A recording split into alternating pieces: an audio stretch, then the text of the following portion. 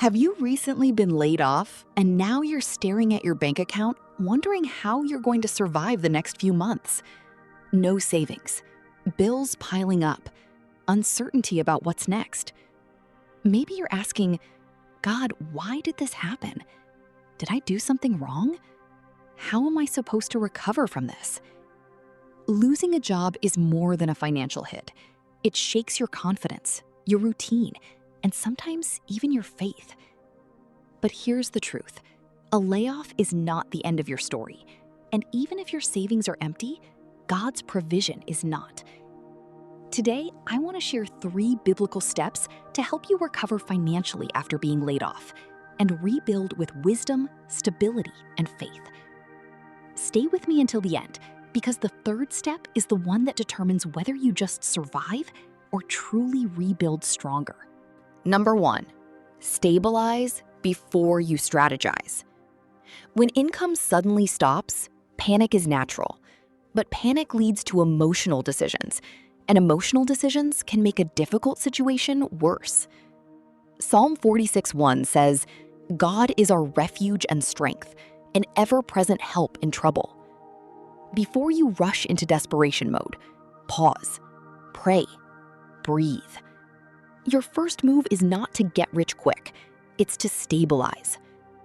Make a clear list of your essential expenses: housing, food, utilities, transportation. Cut everything non-essential immediately. Cancel subscriptions, pause unnecessary spending. Call lenders and explain your situation. Many companies offer hardship programs, but only if you ask. This is not failure. This is wisdom. Proverbs 27:23 says, "Be diligent to know the state of your flocks."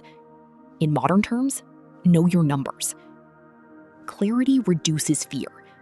When you see exactly what you need to survive each month, the problem becomes specific, and specific problems can be solved.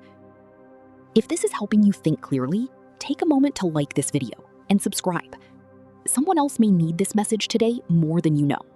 Number 2, take humble action. Even if it's not ideal, pride can be expensive. Sometimes after a layoff, people say, "That job is beneath me," or "I'm waiting for something better." Meanwhile, savings are gone and debt increases. Ecclesiastes 9:10 says, "Whatever your hand finds to do, do it with all your might." This season may not look like your long-term career vision. That's okay. Take temporary work, freelance, drive, deliver, tutor, sell skills, sell unused items. Do honest work with dignity. There is no shame in temporary provision. God often provides through opportunity, but we must be willing to step through the door. Small income is better than no income. Momentum builds confidence. And while you work, keep applying for better opportunities.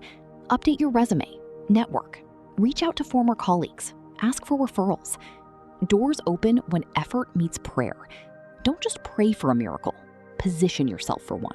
Number 3, rebuild with biblical structure, not just relief. This is where many people miss it.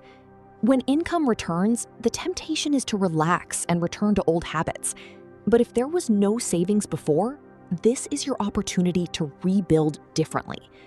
Proverbs 21:20 says, "The wise store up choice food and olive oil, but fools gulp theirs down." When you start earning again, make your first goal an emergency fund, even if it begins with very small amounts. Save consistently. Automate it if possible. Build margin before upgrading lifestyle. Create a written budget. Track every dollar. Give intentionally. Save intentionally. Spend intentionally. This layoff may have exposed a weakness, but it also created a reset point. Sometimes God allows shaking, not to destroy us, but to rebuild us on stronger foundations. Being laid off with no savings is painful. It's humbling. It's stressful. But it does not define your worth. Your job was a source, not the source. Remember these 3 biblical steps. Stabilize before you strategize. Take humble action. Rebuild with biblical structure. This season can either break you or build you wiser. Now, let me speak directly to you. If you're watching this while anxious about bills and unsure about tomorrow, don't just listen and move on. Comment below, "God is my provider." Not because typing words changes your bank account, but because declaring truth changes your mindset. And if pride is stopping you from admitting you're struggling, that may be the very thing keeping you stuck. God can restore income. He can open doors. He can rebuild what was lost. But you must choose faith over fear and discipline over denial. Your setback is not permanent. With wisdom and God's guidance, recovery is possible.